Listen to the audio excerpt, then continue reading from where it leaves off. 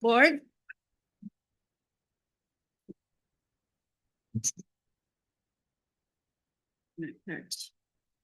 Good afternoon and welcome to the May 28, 2026 regular meeting of San Diego Community Power Board of Directors. I am Dita Yamani, Vice Chair of the Board representing the City of National City.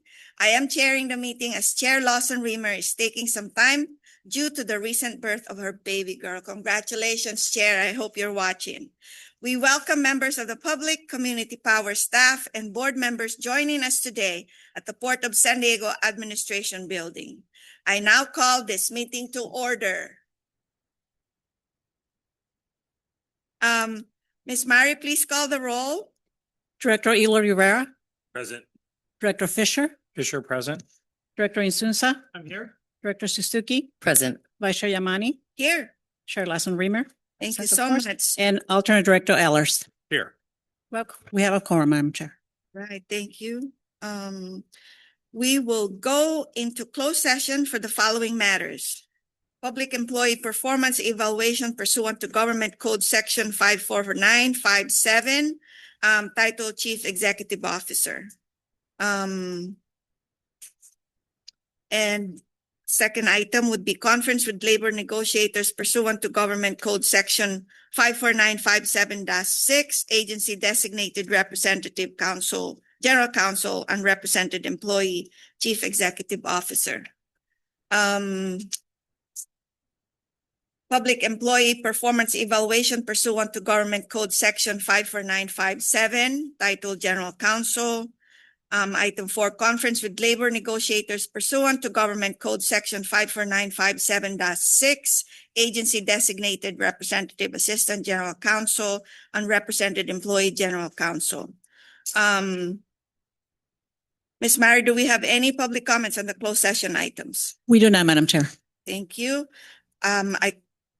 So we have to go on closed session board. We have a room in the back there or in the front that we can go. We will have Vice Chair Counsel first. Ruby, is Ruby there already? Right Oh, there. Ruby's there. Do you want to do CEO first or the Easy first. DC first? Okay. Board, let's go.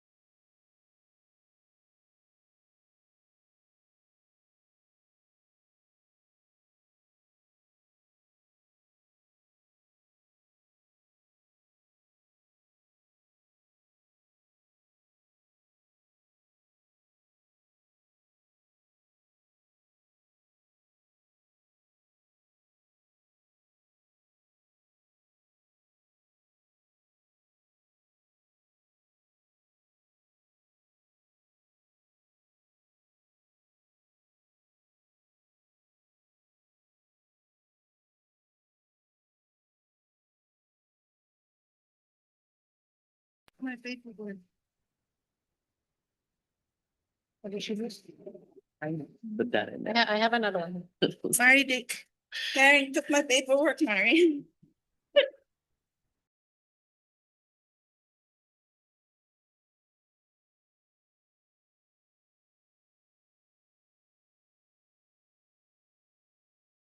Okay. Got it. Okay. Thank you, No, Mary. all right. I don't know if I could- It's bad, it's okay.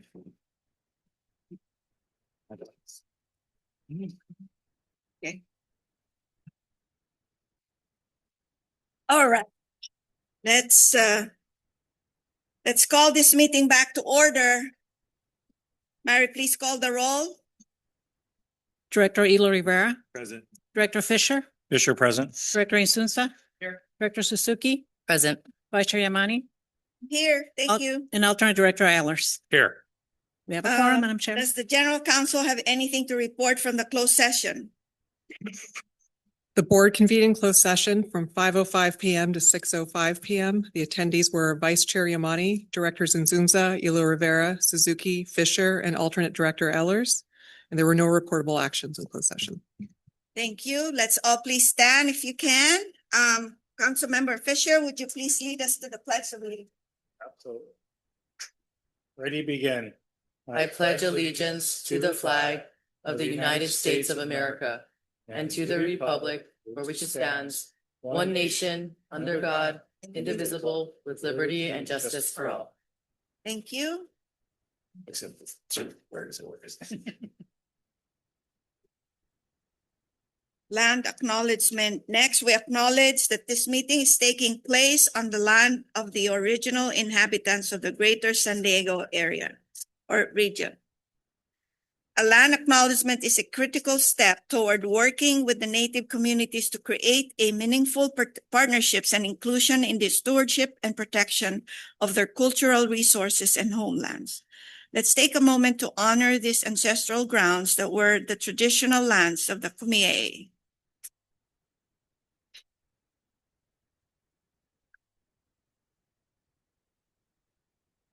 Thank you. Special presentations and introductions. We welcome and invite Janice Burlingame, Chief Financial Officer, to introduce herself. Director? Is this on? Yes, perfect. Good evening, Chair Yamani and members of the board. I'm Janice Burlingame, your Chief Financial Officer. I've spent over 2 decades as a finance leader across sectors such as energy, renewables, and also an AI company that built an algorithm to predict energy usage for an entire country with 99% accuracy. I'm really excited to be here. As your CFO, I see my job as 3 areas. One is strengthen our fiduciary responsibility and transparency. 2, ensure regulatory compliance and strong risk management. And 3, safeguard our assets and building the long-term reserves and resilience that benefits the communities we serve. I look forward to working with each and every one of you. Thank you. Thank you, Ms. Burlingame. Welcome to San Diego Community Power. Madam Secretary, are there any items to be added, withdrawn, or reordered on the agenda? There are none, Madam Chair. Thank you. We will now take up non-agenda public comments. I want to note that written public comments submitted before the board were emailed to board members prior to the meeting and will be posted online. Mary, do we have any non-agenda public comments? There are none, Madam Chair. Thank you, ma'am. We will now move on to the consent calendar items 1 to 9. 1, approve April 23rd, 2026 meeting minutes. 2, receive and file update on programs. 3, receive and file update on power services. 4, receive and file update on customer operations. 5, receive and file update on IT and data analytics. 6, receive and file update on human resources. 7, receive and file update on marketing, public relations, and local government affairs. 8, receive and file treasurer's report for 9-month period ending February 28, 2026. 9, adopt resolution number 2026-08, appointing Chief Financial Officer Janice Burlingame as San Diego Community Power's treasurer and authorize execution of a bond in the amount of 1 million. Motion approved. Second. I have a motion and a second. Any other comments from my directors? Seeing none, Madam Secretary, please call the roll. Director Eloy Rivera, Yes. Director Fisher, Aye. Director Insunza, Yes. Director Suzuki, Aye. Alternate Director Ehlers, Aye. Vice Chair Yamani. Thank you. Carries. We now move on to our regular agenda items. We will now go to item 10, presentation of draft of fiscal year 2026-2027 operating budget, fiscal year 2026-2027 capital budget, and fiscal year 2027-2031 capital investment plan and quarterly risk oversight committee reports. Chief Executive Officer Karen Burns will introduce the item. Right. Thank you, Chair Yamane. Thank you, board members. The San Diego Community Power fiscal year 2027 proposed budget is designed to protect affordability while continuing to deliver reliable, cleaner energy to the communities that we serve. It is not lost on us that many of our customers are struggling right now. Our cities are struggling with difficult budget decisions that could leave hundreds of employees without jobs. Inflation is forcing some businesses to weigh the costs of keeping their doors open, and many households are having to make difficult trade-offs to face today's rising costs while protecting their futures. At a time when costs and uncertainty are top of mind, we have to stay focused on what matters most, keeping bills as manageable as possible, ensuring reliable service, and making thoughtful, disciplined decisions about where we invest our resources. In these uncertain times, we aim to approach this budget the same way our customers approach theirs, staying focused on essentials, long-term stability, and the best value for every dollar we spend. Every dollar in this budget is intentional. It is aimed at providing tangible value and stability today while preserving our ability to continue delivering choice, competitiveness, and cleaner energy for decades to come. This is about more than balancing a budget. It's about how we translate our mission into outcomes customers can see and feel, whether through competitive rates, meaningful programs, or protection from year-on-year volatility in an increasingly unpredictable energy market. Our team has taken a disciplined, data-driven approach to get there. Our subject matter experts have used the best tools we have to forecast and plan in a market that has proven rather unpredictable. The result is a proposal that some may describe as conservative, but one we firmly believe is the most responsible approach for our customers today, tomorrow, and in the years to come. So now we'll walk you through how we are protecting customers from market volatility, where we are making targeted investments, and how we are holding ourselves accountable for those results. The bottom line is that this budget reflects a disciplined approach to doing exactly what we are created to do. Put our customers first, make smart financial decisions, and deliver reliable, competitively priced, cleaner energy to the communities we serve. Thank you, and I will now turn it over to Tim Manglamott, our Senior Director, Finance. Hello, Tim. Hi, thanks, Karen. And good evening, Chair Yamani, Board of Directors. For the record, my name is Timothy Manglamott, Senior Director of Finance and Risk for Community Power. Before I get into it, I do want to just take a quick moment to just thank staff, because every time we do a budget, it is a significant amount of work, especially for our finance team, a lot of which is here today. So thank you for all the work, finance team. Since Community Power's inception in 2019, the agency has come a long way. In 2019, Community Power was formed, and kind of for the first 4 years, it was steady enrollment from our first 5 cities, followed on by the County of San Diego and National City. The first 4 years were marked all by growth, where we had small budgets, small net incomes, but it was really kind of scaling the agency and growing, but really trying to keep customers and affordability kind of in the forefront as an agency. Fast forward to the next 4 years of Community Power, it's been marked more by more stable budgets. We've been at about $1 billion for revenue and expense for the last 4 years. We're getting close to full scaling. We used to use an analogy a lot of flying the plane and trying to hit cruising altitude.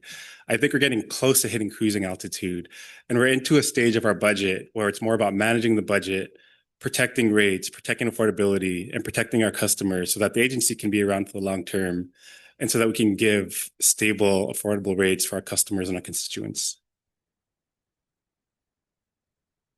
So in terms of what the board can expect, today's item is a receive and file item for the budget. We do plan to go to the Community Advisory Committee in June, followed by the Finance and Risk Management Committee, and then back to the board in June for final board adoption and potential approval.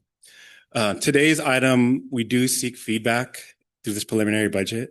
This budget is going to be markedly different than prior year budgets, and we're seeking kind of just feedback in terms of what we're proposing today. Whenever Community Power develops these budgets, there are some internal principles that we hold deep. One of the key ones is fiscal responsibility. Whenever we do a budget, we want to make sure that we're planning for the long term, to make sure that the agency is fiscally sound, to make sure that we're prudent with our reserves and with our funds, and to ensure that the agency is around for the long term. Another key priority is customers. So I've mentioned it a few times before, but really making our rates affordable for the customers while trying to preserve that long-term fiscal stability for the agency so that we can keep rates affordable for years to come. In terms of the actual budget and what we're proposing, this is going to be the typical chart I think that most cities present in their budgets. And I'll try to walk you through some of the details.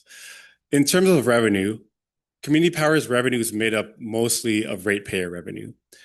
We do expect a pretty sizable reduction in revenue this fiscal year, almost to the tune of $250 million compared to last fiscal year. We'll walk through some of those details shortly, but that we do expect, as that revenue decreases, to deliver potentially a double-digit discount to our customers for next calendar year, especially as we see rates start to decrease for both us and for SDG&E. Energy still and will likely continue forever to be the biggest cost center for Community Power. We do anticipate energy to decrease by about $100 million from last fiscal year to this fiscal year. And a lot of that has to do with energy volatility that we're seeing in the open marketplace, again, which we'll get into shortly. Those two things taken together are really the bulk of Community Power's budget. And because we're seeing a big reduction in revenue and rates, and because we're seeing a slightly less reduction in cost of energy, the budget is proposing a small net margin of $3 million in this fiscal year.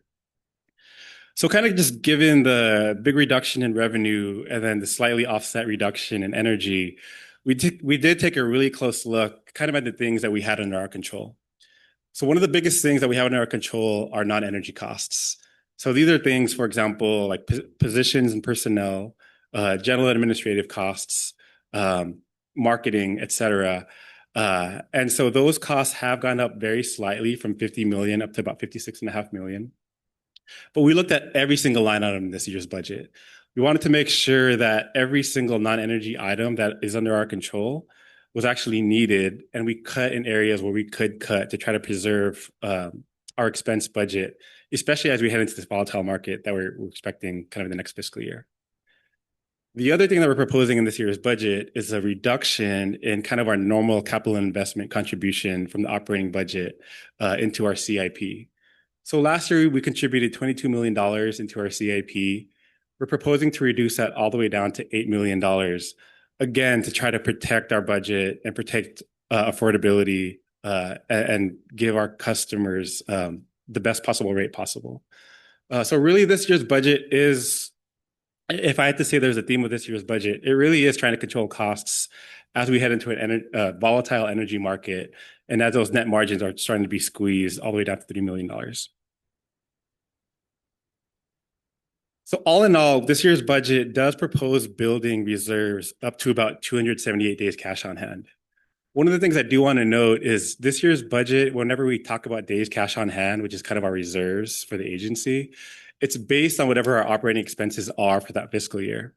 I kind of mentioned it earlier in the previous slide that our expenses have gone down pretty markedly from last fiscal year. So it's gone down from about 1 billion down to about 900 million.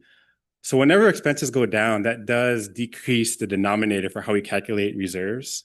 And it means that we expect our reserves to grow to 278 days cash on hand.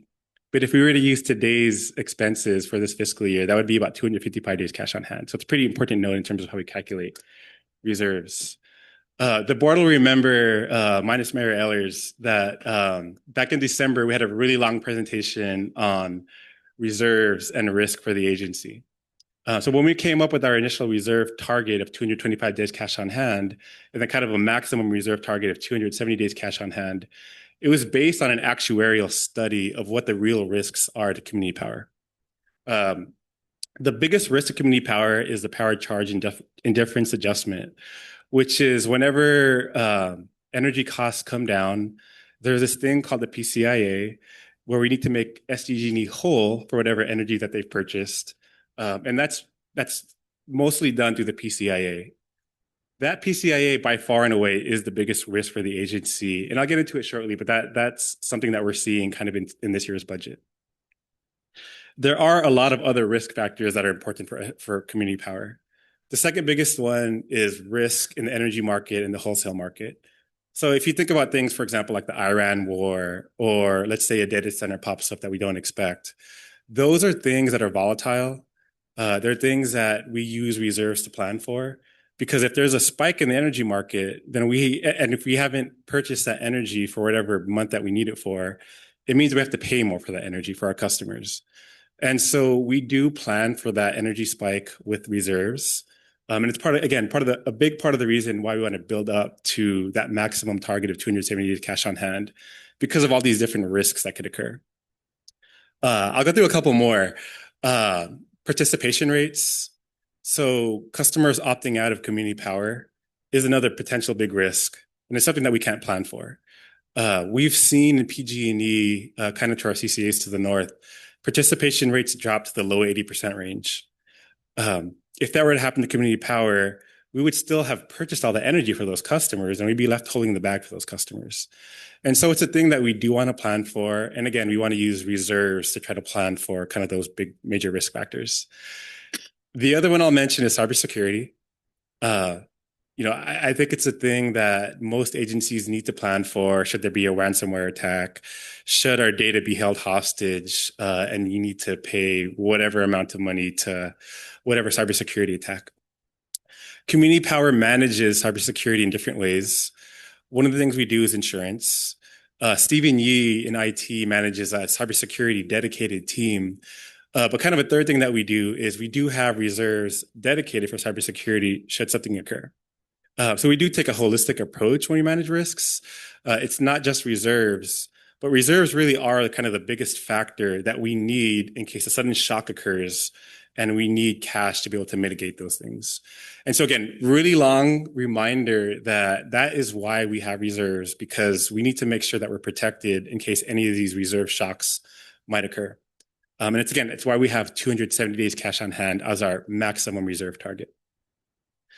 Yeah, I mentioned that PCIA by far and away is our biggest risk. It's $420 million, more than half of why we need reserves. And when we talk about PCIA, again, one of the big reasons why PCIA is our biggest risk is because whenever energy costs fluctuate, it means that PCIA needs to make SDG&E whole for whatever energy that they purchased, or SDG can actually make money if costs for energy go up. I'm going to give a quick reminder. I'm not going to go through I think it was a 50 slide deck back in December. But the quick one slide reminder is if, say, SDG&E purchased energy for $60 and customers departed SDG&E, SDG&E still has that energy. And so that $60 price that SDG&E paid for, if, for example, that price went down to $10, then that means that SDG&E will take that energy, they'll go back in the open market and sell that $60 energy and take a $50 loss because they only sold it for $10. That fundamentally is PCIA. And then with PCIA, the other quick reminder is in this current calendar year, SDG&E is made whole next calendar year for the energy that they purchased that was marked by the California Public Utilities Commission at a price. But if that price goes lower, then there's a true up that occurs to make SDG&E whole. And then kind of the second thing that occurs is when the energy goes lower, that means next calendar year, SDG&E can charge a lower rate and will sell that energy back kind of at that lower price.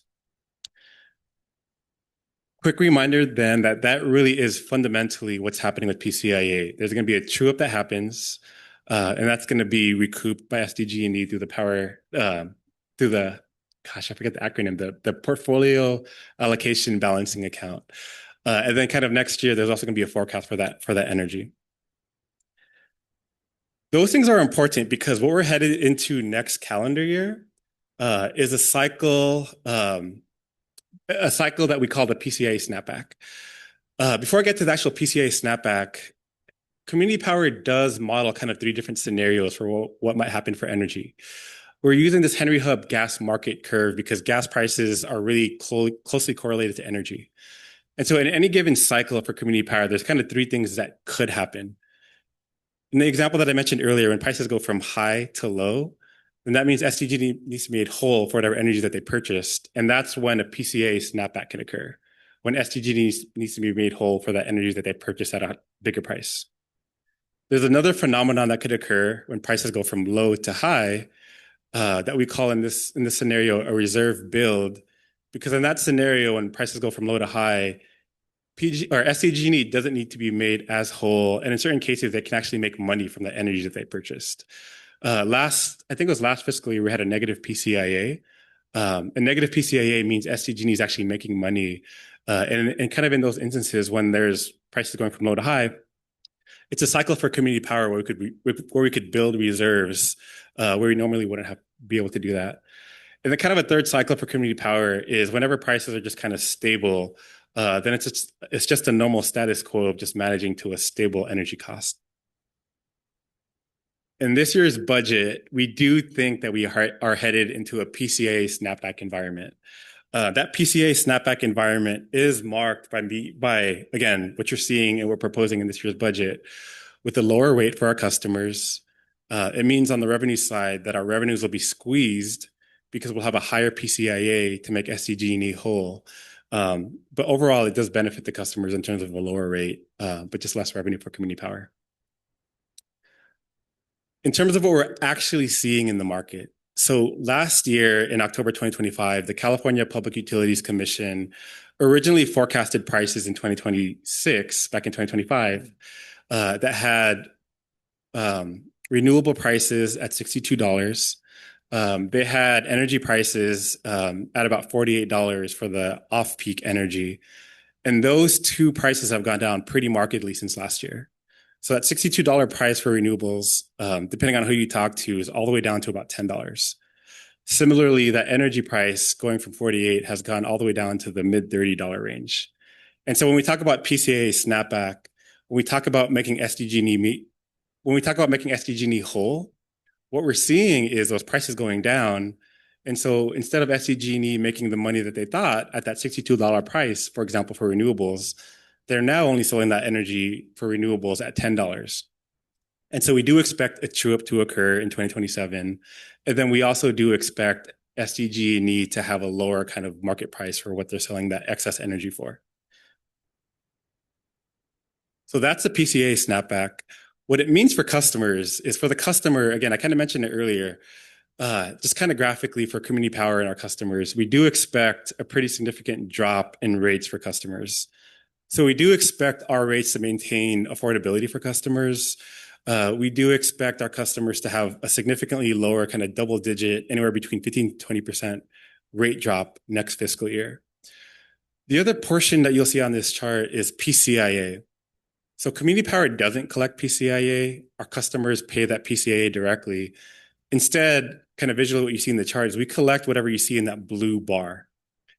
But we do calculate our discount based on that blue bar for what we collect and that PCA together. And then we compare that to SDG&E's ultimate rate. So because we're getting squeezed by that PCIA going up, and because both we and SDG&E expect to have a lower rate next year, That is fundamentally why we're seeing a much lower revenue base for community power in this upcoming fiscal year. So all that's to say that same phenomena that occurs on the revenue side, you see something similar occur on the cost side, but not as quite a big scale. So that renewable price going down, the energy price going down, it also means that for whatever energy we haven't purchased yet, we can purchase that energy for a lower cost. That lower cost is what's fundamentally reducing the energy side of the equation. But I kind of mentioned it earlier, the lower cost on the energy side is far outweighed by what we're seeing on the revenue side. So you do still see a pretty market drop in energy, but it's way offset by what we're seeing on the revenue side. Okay, so what to expect? So kind of in December, whenever we do these projections, we also do a stress test just to kind of test, what's the worst case scenario? What's the best case scenario? When I say this, I always want to put my nerd glasses on because I'm gonna get a little bit technical here. We do a lot of probability testing. We do a lot of stochastic modeling at Community Power. And so one of the things that we always try to do is we try to look at what the 5% scenario looks like for prices, and then we look at the 95% scenario. So if you think about probability, that's 2 standard deviations if you talk about a standard bell curve. And we check those 2 different areas for what might occur. So in this really complicated chart, which I promise I'll walk you through and try to make it as simple as possible, what we're seeing in the upcoming fiscal year, in the next calendar year, on the low end of the range, when prices go low, so kind of at that 5% energy cost range, it's possible that our reserves can drop all the way down to 156 days cash on hand. There's another side of the equation where, depending on our 95% cost curve, our reserves can also go all the way up to 455 days cash on hand. The range of possibilities is super wide for what might happen next calendar year. But in terms of what we're proposing in this year's budget, if you see those blue bars, that's our base case, best projection for what we think is going to happen. And that's what we're proposing in this year's budget. You'll notice in our base case, it's trending much closer to the stress test case at 156 days cash on hand. And so that's kind of why we're thinking that a PCA snapback is going to occur in this year's budget. I will say it's way too early to tell what might happen. We're in May.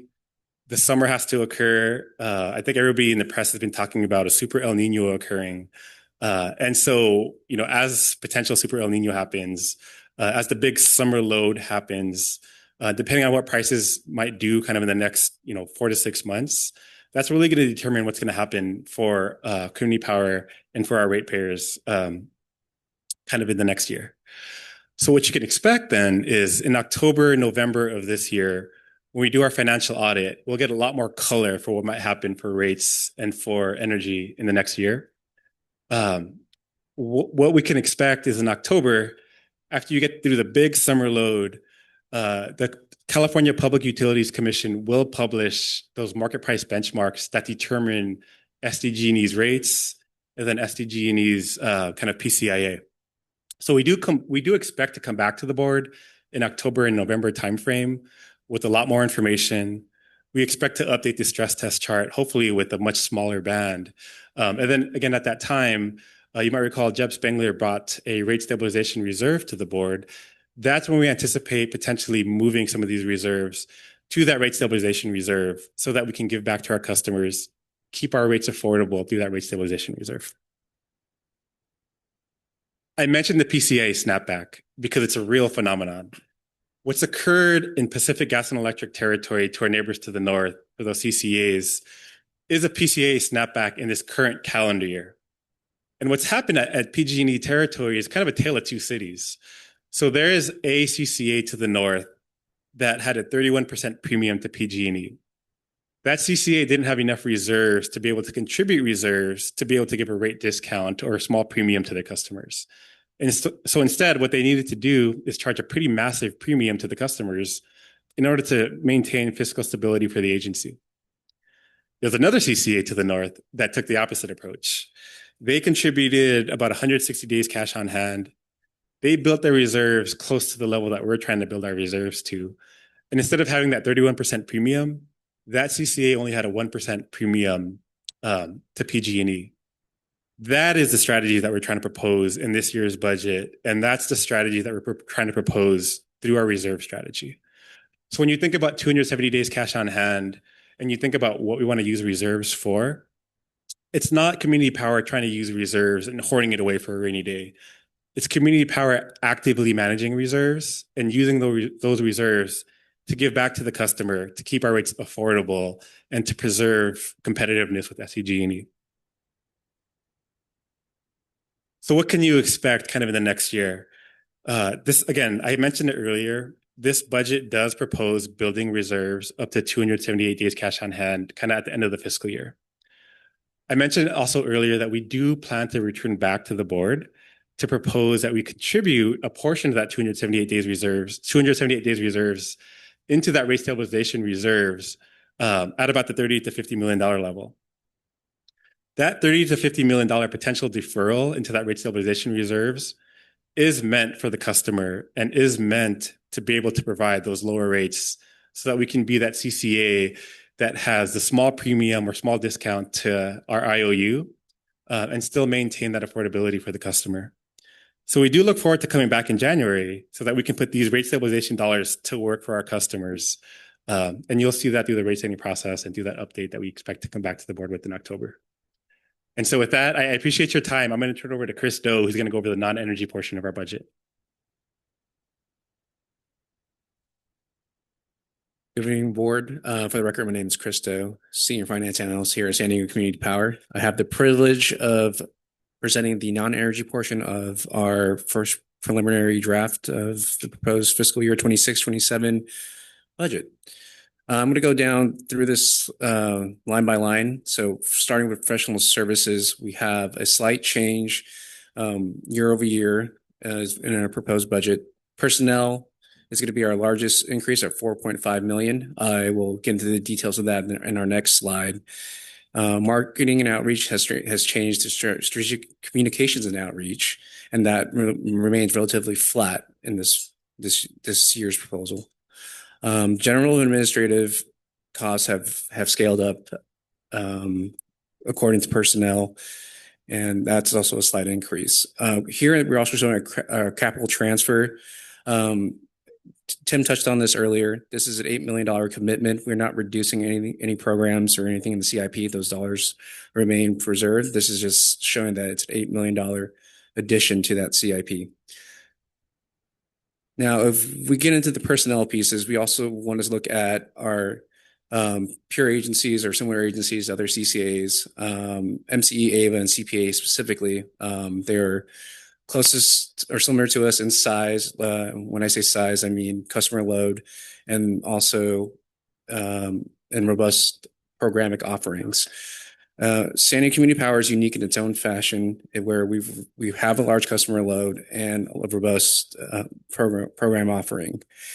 As I mentioned before, $4.5 million is an increase that we are assuming that we are fully staffed with 5 additional staff. I do want to note that we are currently at 94 staff, and that means 9 vacant positions currently, and not the full 103.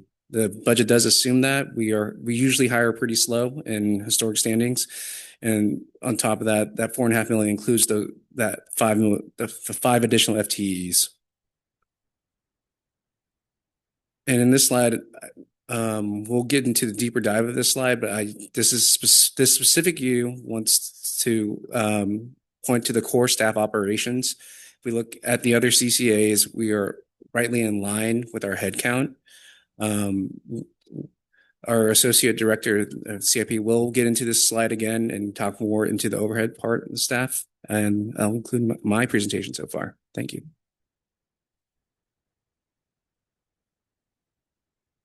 Good afternoon, members of the board. My name is Will Wiseman, Associate Director of Finance for the Capital Improvement Plan.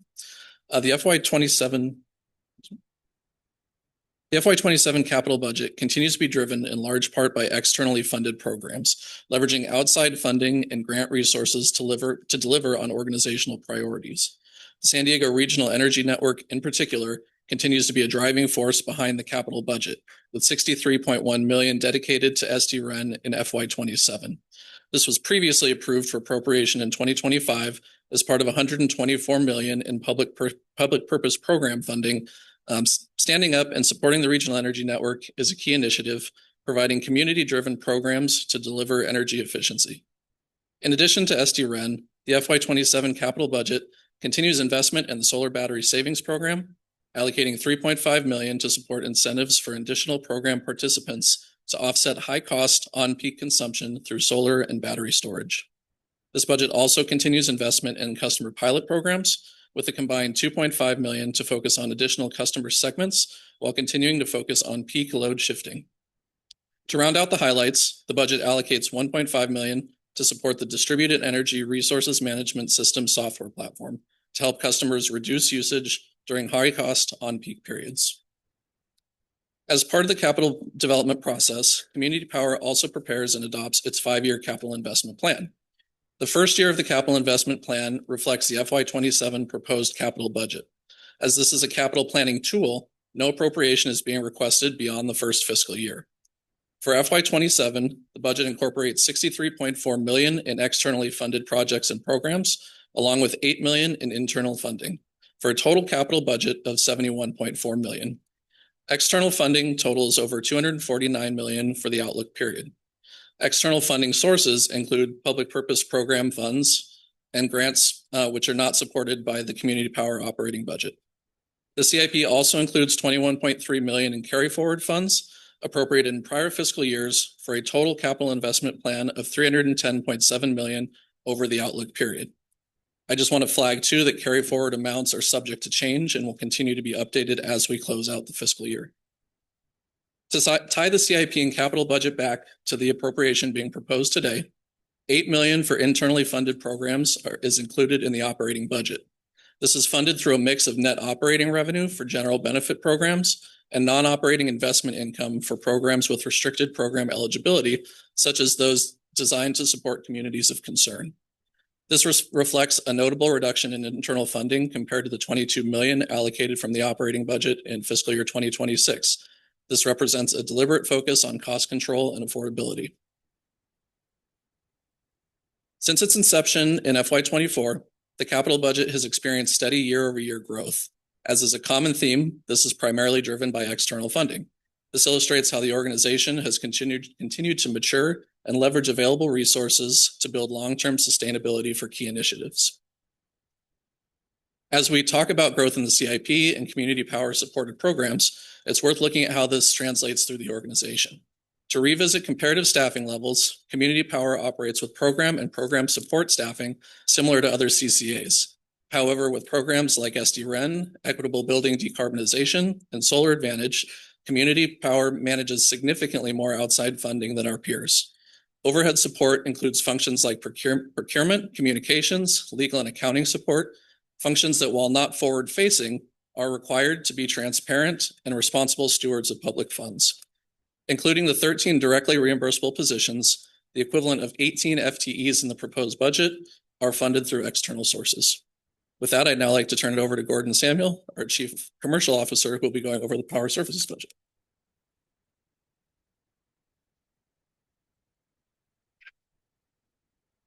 Good evening, Board of Directors. Gordon Samuel, Chief Commercial Officer. As you know, purchasing power on behalf of our customers has the largest budget impact. We strive to provide cleaner, reliable, and competitively priced electricity. We do this by focusing on 3 budget priorities: managing risk through diversified procurement strategies, maintaining compliance at the lowest feasible cost, and using improved forecasting and analytics. In January of this year, the board approved a scheduling coordinator agreement that the staff brought forward, resulting in what will be $131,000 of savings to the budget. Late last year, we brought 2 agreements to the board focusing on storage optimization. This is needed for our battery storage assets that are coming online. It gives us visibility of when to charge and discharge the batteries to provide the most value to our customers. Also, a load forecasting tool, which will allow us better visibility into the needs of our upcoming forecasts. Those resulted in $695,000 of additional investment and $25,000. In order to implement this, we'll have 1 FTE that we are proposing. With that, I'll turn it over to Jack Clark, our Chief Operating Officer.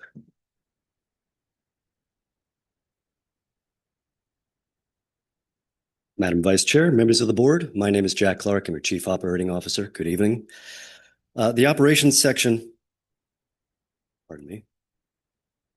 The operations section ensures that community power functions effectively and efficiently across all departments. Operations drives the implementation of the agency's strategic objectives through internal coordination, collaboration, and operational excellence. The team oversees internal governance, agency-wide administrative systems, and policy development. We're also responsible for engagement with our customers and stakeholders at all levels, and this includes our Community Advisory Committee, which means we hear from our customers directly on a regular basis. And our work often includes discrete and detailed tailoring to meet all needs of our customers. And as we work to ensure transparency and accountability, you will see from the following presenters that our customers truly are the cornerstone of everything that we do.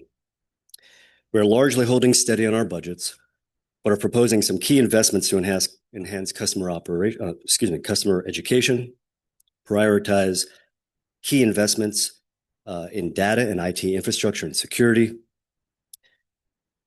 and launch programs that have been in development for years and support new pilots that can make the clean energy transition available for everyone. Each of the department heads for the operations team will take a moment to share their notable changes in the budgets this year. And I'd like to first start off with Lucas Uto, our Senior Director of IT, Data Analytics, and Customer Operations. Thank you. Thank you, Jack. Good evening, Chair Yamani and directors. My name, for the record, is Lucas Uto. I'm the Senior Director of Data Analytics, IT, and Customer Operations. So the IT, Data Analytics, and Customer Operations departments, they serve two distinct functions that have been broken down in the budget book as IT and Data Analytics as the first section, and then Customer Operations as the second section, respectively. Both functions work together closely to provide reliable, data-driven tools to our internal staff and to our customers, most importantly. And this budget, or this proposed budget, highlights for our department include three critical things.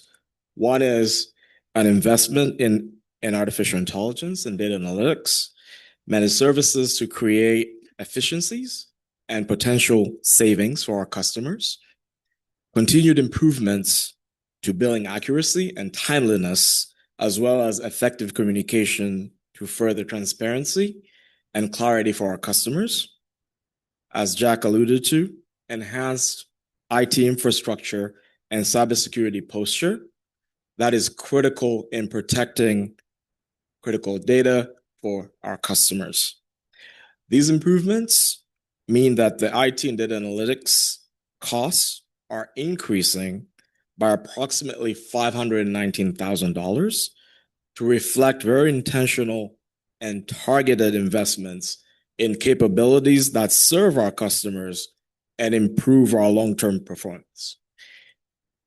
Most notably, the customer operations costs are decreasing by approximately $1.3 million, driven largely by the Calpine agreement that the board approved in March, where we moved from a per account construct from a per meter construct to a per account construct.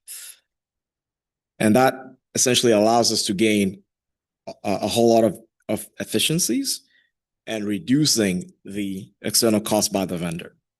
These changes clearly reflect a shift towards a more efficient, data-driven model that improves both our internal operations and, most importantly, our customer operations.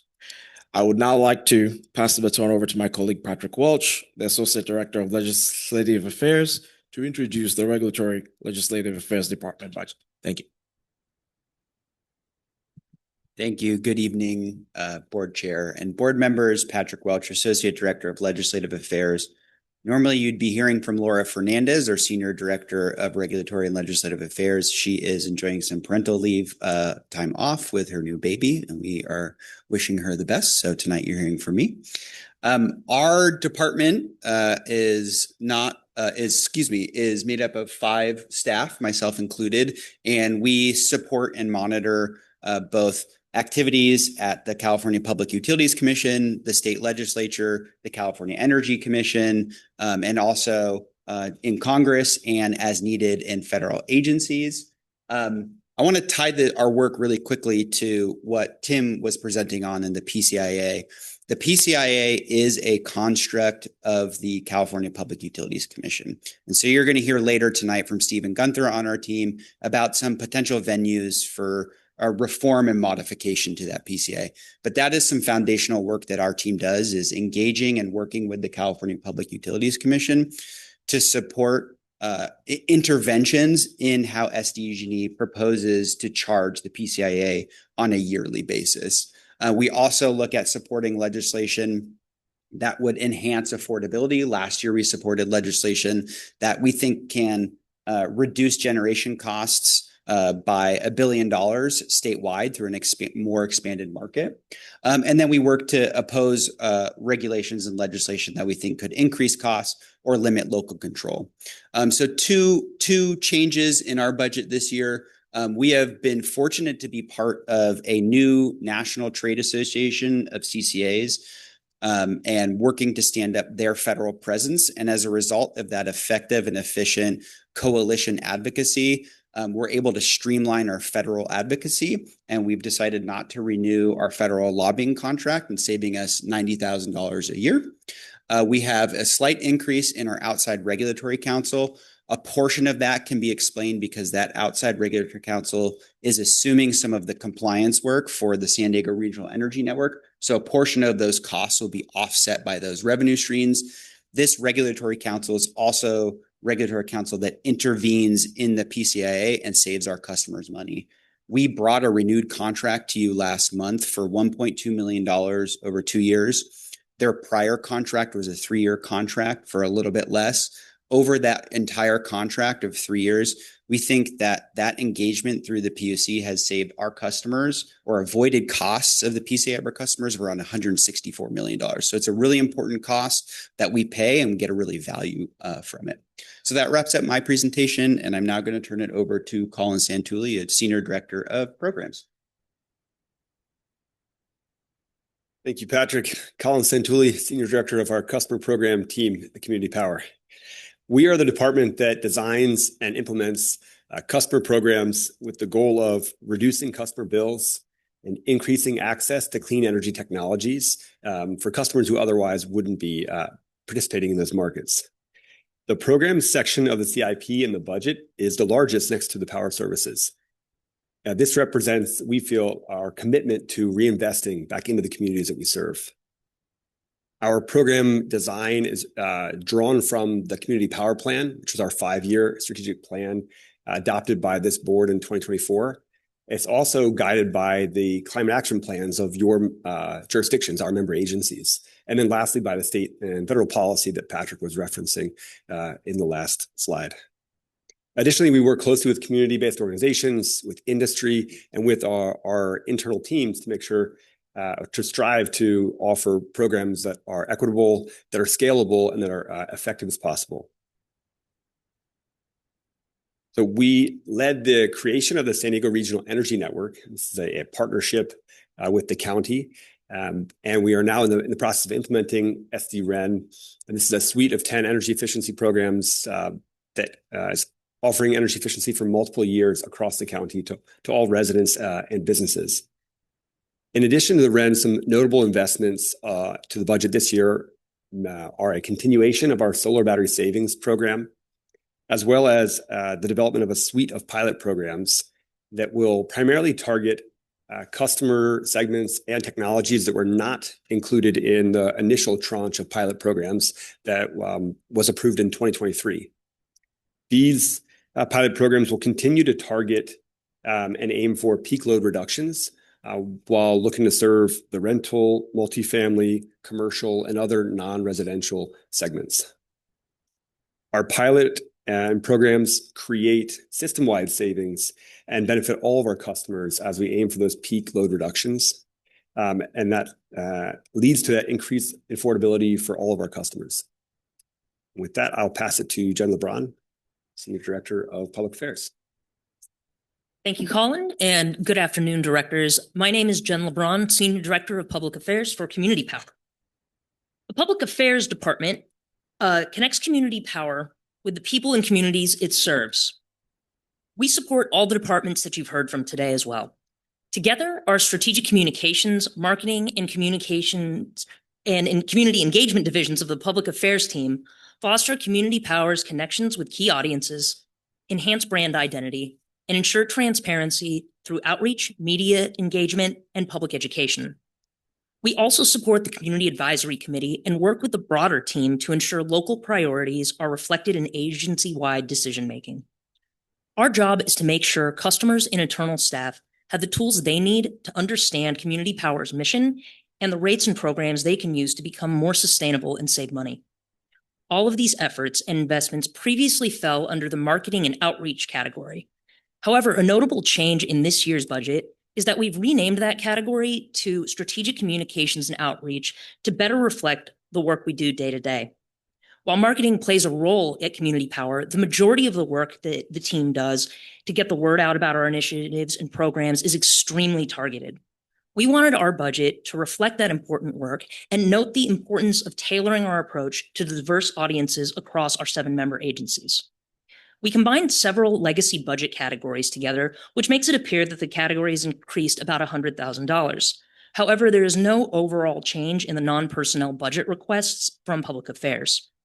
Our budget highlights and reflects the expansion of programs and the need for professional staff to ensure the people who need our help the most can understand the options available to them and seize those opportunities. Therefore, the biggest adjustments we have year over year include a request for a cost-recoverable SD-REN outreach associate who can help with the boots-on-the-ground outreach we will need in communities of concern and other historically hard-to-reach individuals. We also are requesting a community engagement manager who can better support our community advisory committee and provide strategic outreach coordination to encourage programs participation. These positions are critical to Community Power being able to deliver on the promises we've made. We will reinvest in the communities we serve and develop trusted sources and ensure that we are trusted sources to help our customers seize opportunities to save money and energy. All of our efforts on communications, marketing, and outreach are done with the goal of providing our customers with accurate, helpful information from a brand that they have seen partner with community stalwarts from local nonprofits, community fairs, and even our local sports teams. I'd now like to turn it back to our CEO, Karen Burns. Thank you. Thank you, Jen, and thank you to all of our team members who walked through the details of this budget. We have a really talented, dedicated team who have put much thought into this. What you've just heard reflects the expertise of our staff and the values that drive our decision-making. This proposed operating budget, and capital investment plan are more than just numbers. They are promises to our ratepayers to provide them with outstanding service. Our fiscal year 2027 proposed budget is a blueprint for building the clean, equitable, and resilient energy future that our communities deserve. This budget balances long-term fiscal discipline with near-term action, and it continues our commitment to affordability, equitable programs, and organizational excellence. From strategic energy procurement to program design and community outreach, every dollar in this budget is intentionally directed to maximize value for our customers and ensure that Community Power is built to last. As we move forward, we remain committed to listening to you and our customers, learning from our partners, and delivering on the promise of Community Power, not just a utility, but a force for good in the community. Thank you so much, and we look forward to answering any questions that you may have. Thank you, Madam CEO. Thank you, staff. That was wonderful. Very informative and, teaching us, how to run our organization the way we should. This is the presentation. Mary, do we have any comments on the item? We do not, Madam Chair. Okay, I will turn over to the board members. Do you have any comments, questions? This is a receive and file recommendation, preliminary draft FY 26-27 operating budget, 26-27 capital budget, and 27-31 capital investment plan and quarterly risk oversight committee report. I have any comments from, yes, Director Fisher. I always have comments when it comes to the discussion of PCIA. You know, Karen started off her comments this evening on this thing, talking about customers struggling, cities struggling, household juggling for the rising costs of everything that they need to provide for their families. And again, we sit here and we talk, I heard from Tim talking about the energy decreasing, and we're still fighting PCIA. I'm perplexed. It has become my least favorite four-letter word, because when we relate to four-letter words, this really does stick it to our customers. And I'm continuing to not understand why we don't fight this with pitchforks and torches, and we're not marching on the Capitol, because this in this state, which is, you know, allows itself as a green state, and how important it is that everybody who's running for office is talking about, you know, how do we save money for our residents on a day-to-day cost. And there's something that stares us right in the face. But we have an organization, and it was referred to the CPUC up in Sacramento, who is not listening to us. Maybe our voices as elected officials isn't loud enough. Maybe it needs to figure out a way to be a lot louder, because we're not the only ones in this position, I'm sure. And if we are really committed to making sure that those who we serve have the opportunity to run their households, perhaps eat out once in a while, perhaps not have to stay up late at night worrying that maybe they get to drop one of their 3 jobs so that they can, you know, be home with their families. I think it's important for us to figure out a way to get to that point. I'm constantly complex that in a country that was built on the free market economy, that we have an organization up in Sacramento holding our ratepayers and our residents hostage. I imagine, Tim, and maybe you can answer this question. You talked about energy decreasing $97.6 million. Would you say that, and again, I hope it doesn't come across as a question, not an interrogation. The lawyer's next to me. I'm not the lawyer. 2 of them. 2 of them. I'm surrounded. In your opinion, does that decrease come based on the positive actions that San Diego Community Power has taken to manage their business? Yeah, so through the chair, I think it's short answer is yes. It's complicated though. So as long-term PPAs come online, right, then what happens is that open position for energy that we have to buy, it becomes less, right? So there's a little bit of a strategy in terms of trying to keep an open position for energy that we haven't procured yet, so that if energy costs go low, then you could take advantage of those low energy costs. And so we do have an open position for next calendar year, so that we could take advantage of those lower energy costs. And so whenever that PCIA happens, it kind of softens the blow of the PCIA, because we're able to close those open positions that purposely remain open, and we could buy it at those lower energy costs. So it's basically based on smart planning decision, hard work of staff, and the decisions ultimately that are made. One thing I just want to understand, and I think I know the answer, but I want to make sure. You talked about PCIA is one of the largest risks. When you talk about risk, is that just the volatility, or how does that look in your opinion? Yeah, through the chair, I appreciate the question, Director Fisher. It's exactly that. It's the volatility for kind of the plus or minus of what PCIA might happen. And, you know, the way we kind of think of it is we need reserves for things that we need to plan for kind of less than a year for them occurring. And so it really is like that big range of what might happen for PCIA being plus or minus 420 million. And then what happens then as the year progresses and we get more information so that we could reduce what that volatility might be in terms of our estimates. And again, you know, I have such a hard time that as a business who serves the public, San Diego Community Power has done an amazing job. The team works continuously hard. I've only been on the board, I think, 10 months now, and I've watched the whole thing circle, always looking at the ratepayer. We'll look at that. You mentioned it in your presentation that, you know, affordability is the top driving force of it. And when we get to that, you know, the organization has spent a lot of time making the reserves and getting to that reserve thing. But when you talked about that, at some point in the future, if we continue with the PCIA snapback, our choices are continue to dip into the reserves, which at some point become unsustainable, or charge your ratepayer more. And ultimately, if you exhaust all your reserves, then San Diego Community Power doesn't exist. And now residents are at the I don't want to say hostage, but they don't have a whole lot of choices unless they just want to generate their own power, which isn't probably in the cards for most residents of San Diego County.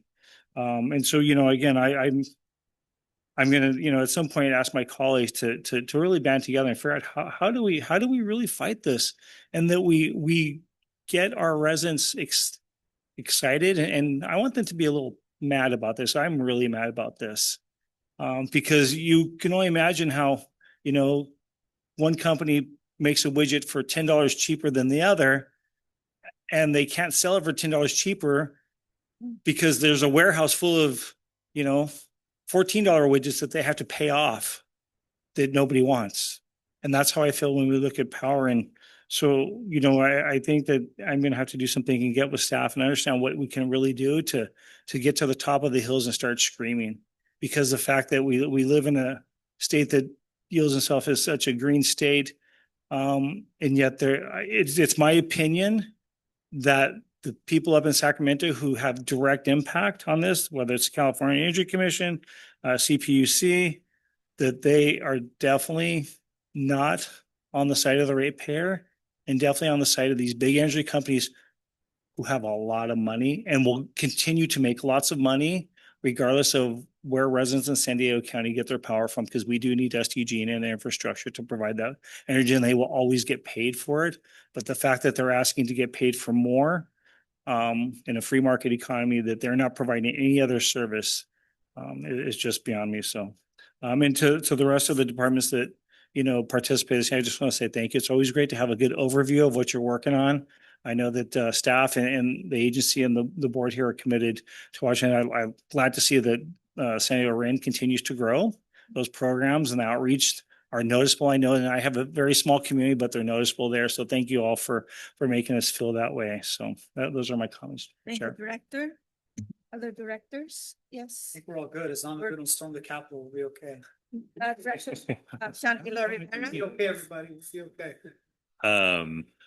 Thank you for the presentation here. One, I want to express my appreciation to Member Fisher for the frustration you feel I share it. It's a rigged system. Yeah. It just is. And I appreciate, the reason why you're calling it out.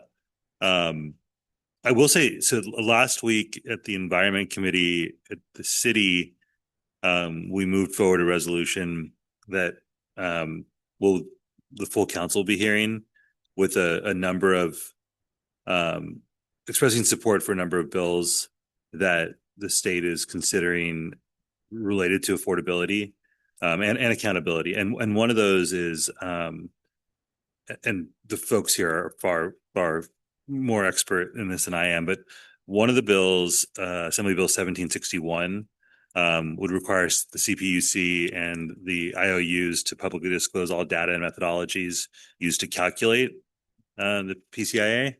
And if I understand correctly, just like piercing that veil is difficult. Just understanding how they're coming up with this number that is so impactful to us.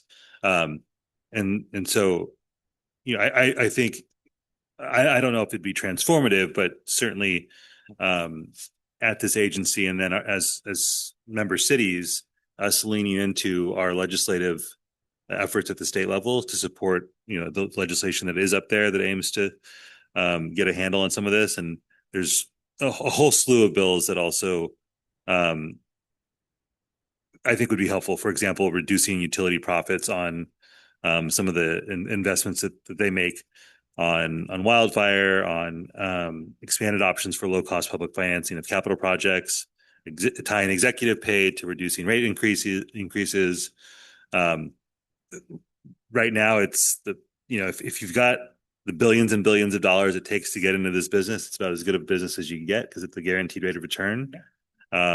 So just want to say, again, definitely would love for us to lean into efforts to help level the playing field, so that this agency, with the mission that we have of delivering clean, affordable energy, can actually do that with the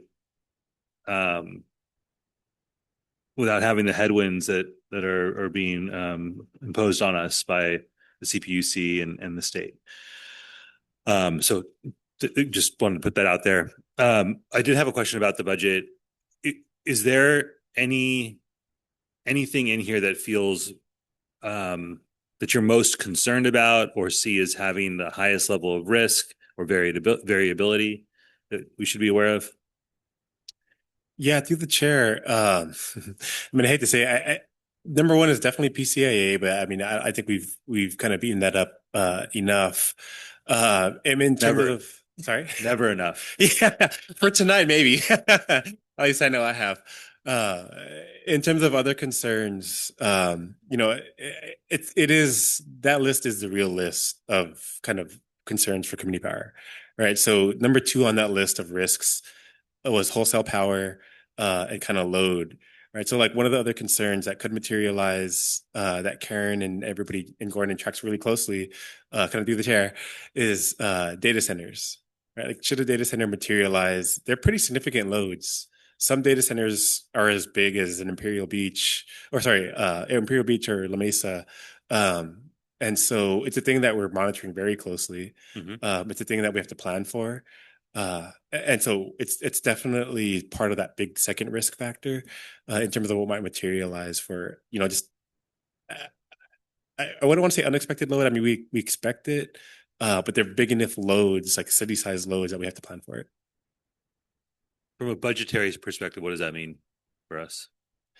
Through the chair, it's complicated because, should a data center materialize depends on how we account for it. So for example, I'll go through a couple examples. We could, for example, ride the open market, right? If energy costs are low, like for example, in this upcoming year, then that means that data center would be priced low. We could also enter into really long-term contracts that span the lifetime of a data center. And those contracts would probably be a slightly higher price than what we would see next year.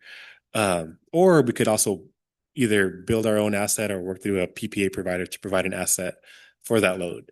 So there's a lot of different options for doing it.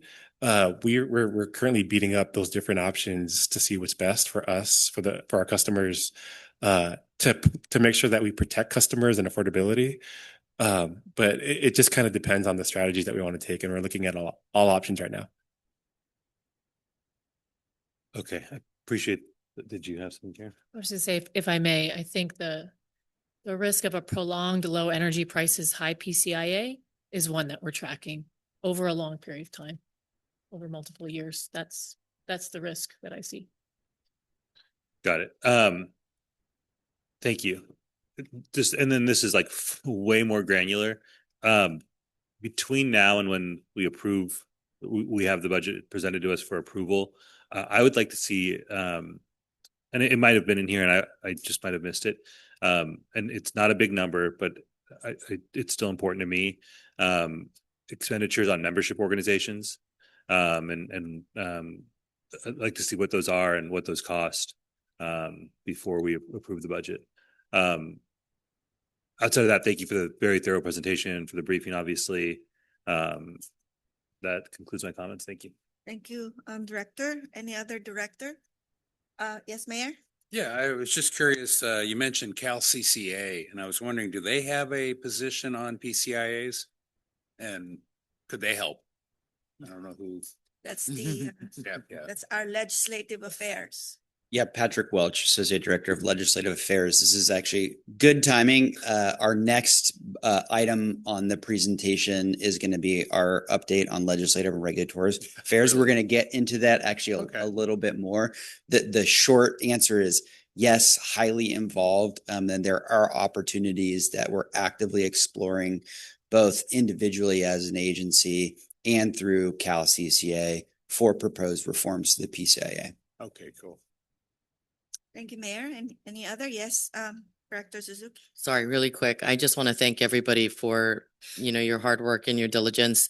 Also, I want to give a shout out to Lucas and your AI. I don't know if you or Steven, your AI policy. I'm happy to see it. I reviewed it, and I especially like that you included the unregulated AI chatbots for customer service. That's super important for accessibility reasons and to help our customers understand. So thank you for that. Thank you.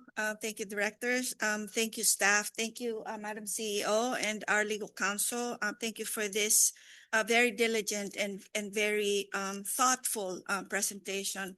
I understand that you have sharpened your pencils, and during my briefing, and I know that we have robust briefings for each and every one, and I was informed by our CEO and by our legal counsel that, all the directors were fully briefed about this budget. In my budget, I had requested, I have our CEO, our CCO and our CEO there during my, and Tim was there too.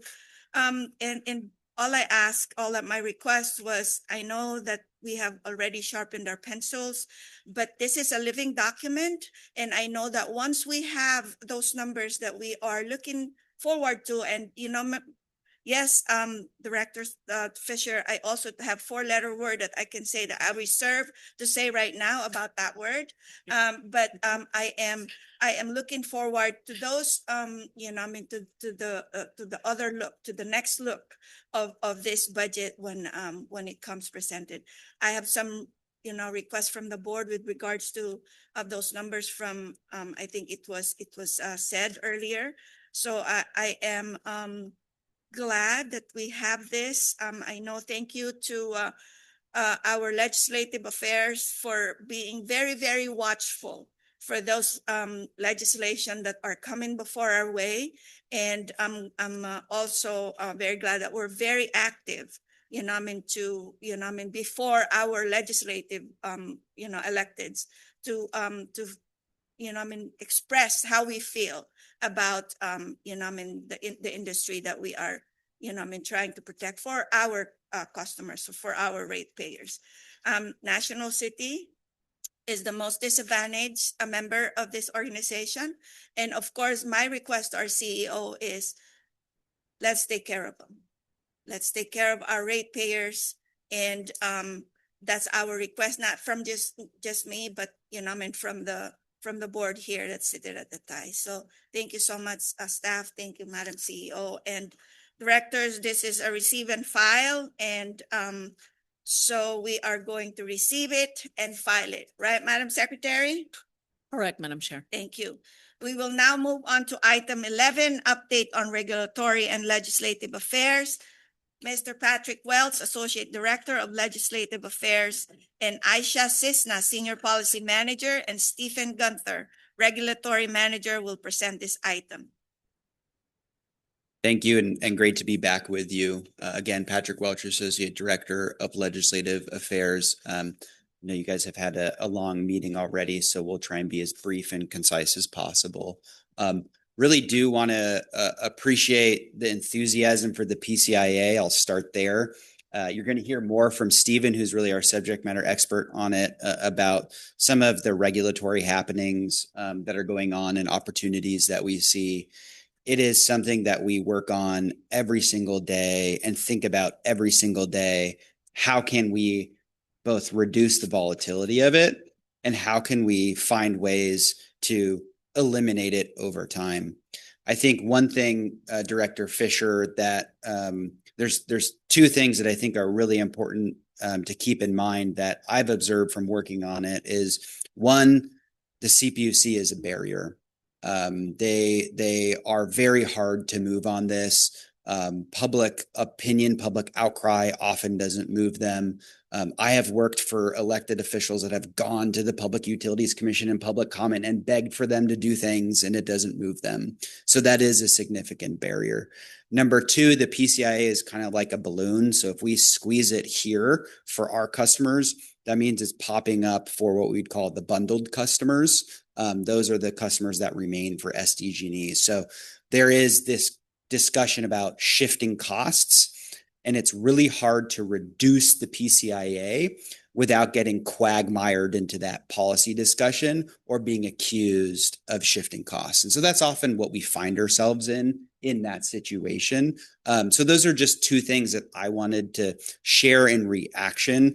And I would love to be able to work with you and talk with you, and our team would, to be able to bottle that enthusiasm too, to take it into our work as well. And Stephen, again, is going to talk a little bit more about the mechanisms of the PCIA and what's going on there. So really quickly on the state legislative front, actually tomorrow marks really the halfway point in the state legislative session, the House of Origin deadline. We have been working on monitoring, analyzing around 147 different bills this year that impact all the way from general government Brown Act, PRA issues to the PCIA, to impacts to rates and all other kinds of matters. We are currently supporting 9 bills and opposing 2 bills. I'm going to talk about just 3 today. There are all the bills are written up in your packet. So if you'd like information on any of them, that's there. I'm happy to answer any questions. Board member Ela Rivera mentioned AB 1761. That is a foray by the California Community Choice Association on an initial step on reforms to the PCIA. We currently get very limited data from SDG&E 4 times a year, basically. They're the ones who actually set the PCIA. We don't really have the most effective way to check their math. We can in limited ways, and that's where I mentioned earlier in my budget presentation, we've been able to reduce PCIA costs by about $164 million. So we have a way to do it, but we think if we get more robust data on a more regular cadence, I think we can be more effective in that kind of chisel away at some of those costs. So that bill has actually passed the Assembly. It is now moving into the Senate to the second half of the legislative process. Second, on the affordability front, we have SB 1138, also sponsored by the California Community Choice Association. This would make a market reform to what's called the Resource Adequacy program. This is also another pretty significant cost driver for SDCP's power budget. This reform, if it had been in place last year, we estimate would have saved our ratepayers a little bit more than $10 million. So that's another affordability reform we're pushing and has made it through the first real major hurdle of the legislative process. And then finally, we worked to oppose a bill that would have eliminated the public purpose program funding. That's the charge that actually supports things like SD-REN. Fortunately, as part of a coalition opposing that bill, it did not make it past a key hurdle. So we were happy to see that fall by the wayside in the legislative session. And then finally, a very brief federal update. I also mentioned in the budget presentation that we've had the opportunity to help form really a new trade association at the national level called the Community Choice Energy Alliance. We had our first real big DC advocacy day in April where we get to go to the Hill and to federal agencies and really introduce community choice. Community choice aggregators are actually in 11 states right now in California. They're authorized, I should say. They're not operating in all 11. And so this is a real opportunity to raise the profile of CCA. A lot of people in DC aren't familiar with the model. So a whole group of us went there, met with advisors to the Federal Energy Regulatory Commission, DOE, the majority leader, the minority leader, all our congressional representatives, and had 4 really key messages under the umbrella of educating of what CCA is one, make sure that if you are appropriating money for energy programs, that there is money for energy reliability, affordability, and innovation. Make sure that we have tax exempt municipal financing continue to be available to us, permitting certainty for bringing projects online. And then finally, on the data center front, making sure that any policies that are enacted is preventing cost shifts and keeping rates low for existing customers as those data centers are brought online. So that wraps up my legislative update, and I'm going to turn it over to Aisha, who's online with us, and then it'll be over to Stephen to bring us home. Great. Thank you, Patrick. Aisha Cervantes Cisna. I'm Senior Policy Manager here at San Diego Community Power. As we all know, energy efficiency is key to saving customers money on their bills. And so the 2 updates I'm providing tonight cover some of Community Power's most recent efforts to protect that important affordability mechanism. The first update I have to share is on the proceeding that's addressing SDG&E's application to withdraw from Regional Energy Efficiency Program Administration.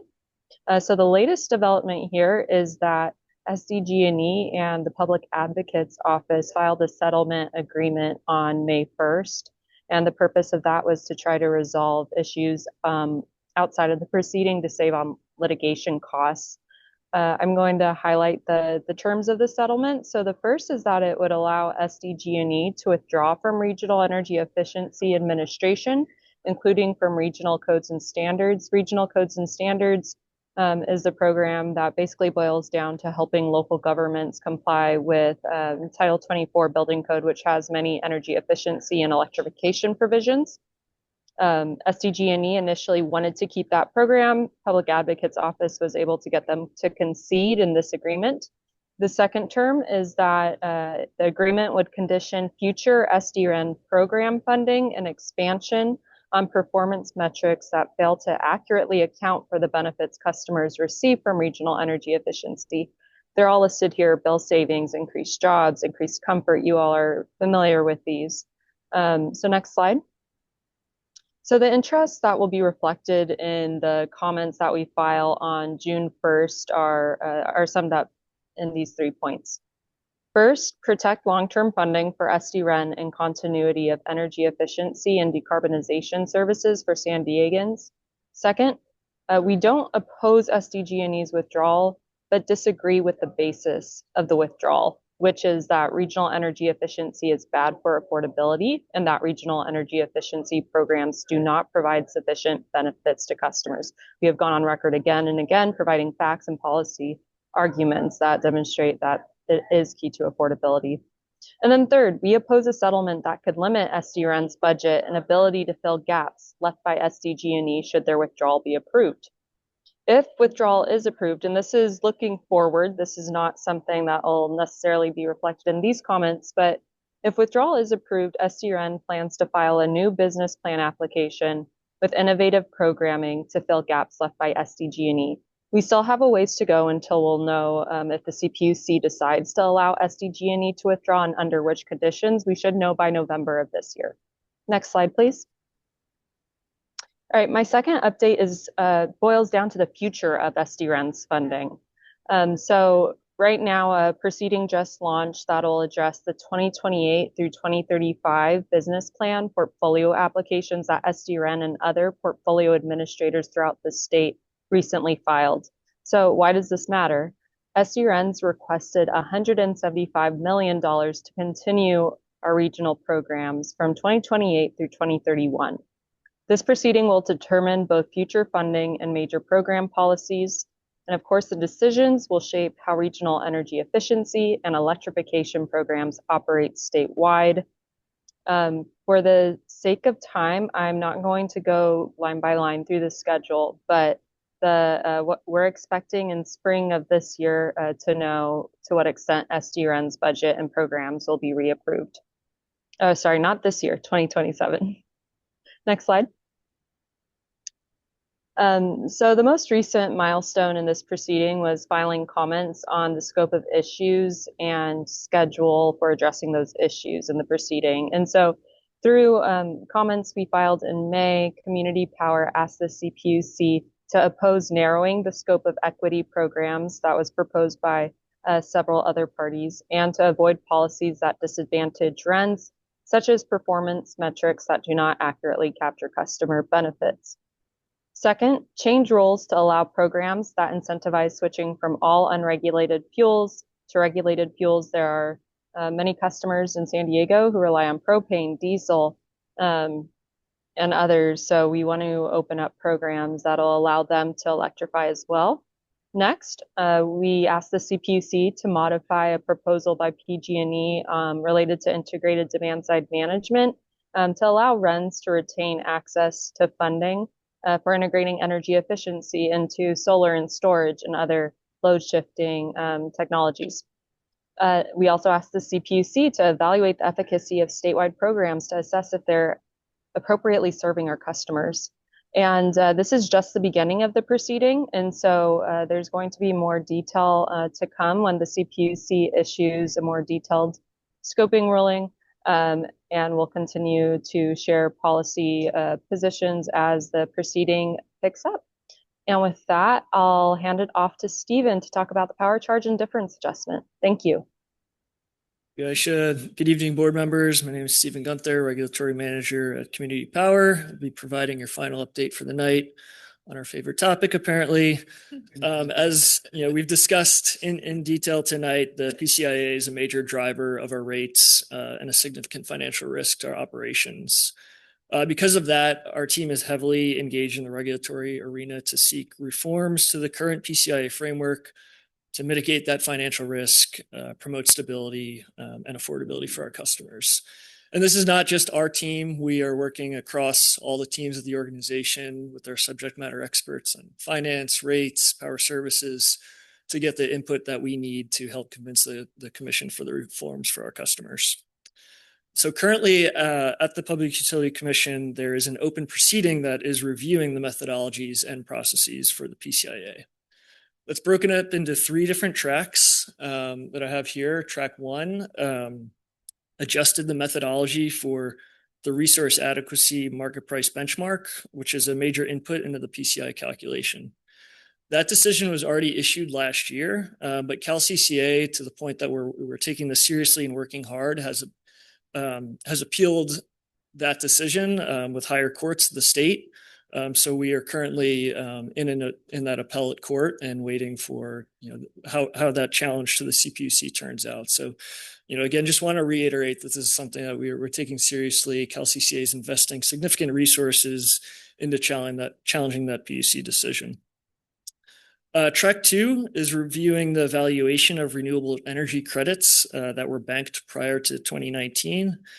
And then track 3 is going to entertain proposals for broader reform, but the exact scope is still to be determined. So going in a little more detail into track 2, we're currently in the midst of this track. And CalCCA's primary argument that we're working with them on is that customers who paid for RECs that were purchased on their behalf, but then they were banked, should receive the value of that benefit when those RECs are used for compliance, even though those customers have since departed. And the example of that is kind of demonstrated in that graphic there. And this directly impacts Community Power customers by ensuring that the appropriate value flows with the customers as those RECs are used in the PCI calculation. Luckily, a staff report from the CPUC that came out earlier this year agreed with the CalCCA argument that those RECs have a value above 0, which is what the IOUs have said in the past. But they did not agree that it should be valued at the full market price because those banked RECs cannot actually be traded. They can only be used for compliance purposes. So now we're in the step of testimony, which CalCCA filed testimony and other parties last week, and there'll be an evidentiary hearing next week to make that argument of why that value should be the full market price benchmark value, or at least a value that's fair to their customers. We expect a final decision on this issue later this summer, but as I mentioned, we're like right in the meat of the arguing that issue right now.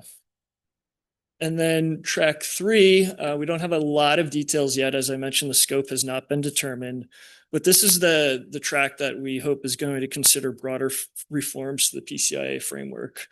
The commission just scheduled 3 workshops for June, which will cover the topics that I have listed here. The first will be a high-level discussion on the principles of indifference and what that means. And this is going to Patrick's point of the commission is really afraid of leaving customers who don't have the opportunity to join a CCA with holding the bag of these legacy costs. So making sure that those customers remain indifferent to new CCAs is a major principle of the CPUC. So this discussion is going to approach, are there different ways to maintain a difference than the current framework? Are there other ways that we can ensure that those costs go down for all customers? The next workshop will focus on what the scope should be, and this is where CalCCA is going to advocate for broader reforms. There's several proposals we're working on staff with that look at a more holistic approach to how we can reform the PCIA, and rather than these incremental changes that track 1 and track 2 addressed. And then lastly, and Patrick alluded to this with the bill, but in the regulatory framework, we're still promoting data access and transparency so we can best evaluate these proposals and understand what the PCIA mechanism means for our customers. As I mentioned, we're working closely on how to engage with this. CalCCA will be representing community power at those workshops, but we will be monitoring them very closely and then working on the follow-up from what occurs after these. These are considered informal workshops. They do not go into the record, but it's trying to get parties on the same page of what the scope should be for this proceeding moving forward. And I think that takes us to the end of our presentation. Happy to take questions. Thank you. Thank you. Board Secretary, do we have any public comment on this item? We do not, Madam Chair. No. Any comments from my board? This is a receive and file and regulatory and legislative affairs update. Thank you so much, gentlemen. Thank you so much. We'll now go to the CEO's report. Ms. Karen, do you have anything to report? I do not. Go to our director's comments. Director Fisher? Director Suzuki? No. Director Inzunza? Mayor? No. You have something, Mayor? Director Hillary. Thank you. No comment from me. Thank you all so much. Thank you, Madam CEO, our General Counsel, Madam Secretary, and Ms. Marissa. Marissa, yes. Michelle. Oh, Michelle. Sorry, thank you. And staff, thank you so much for being here. Thank you for your guidance and information that you feed us in order for us to be able to lead this organization. Thank you so much. And the meeting is adjourned at 7:45. Thank you. Like added 2 minutes. It's right there. It's 7:43 right there. It's right there. Sorry. Right in front, right there. Managing large Oh, that's right. part of my career. Yeah.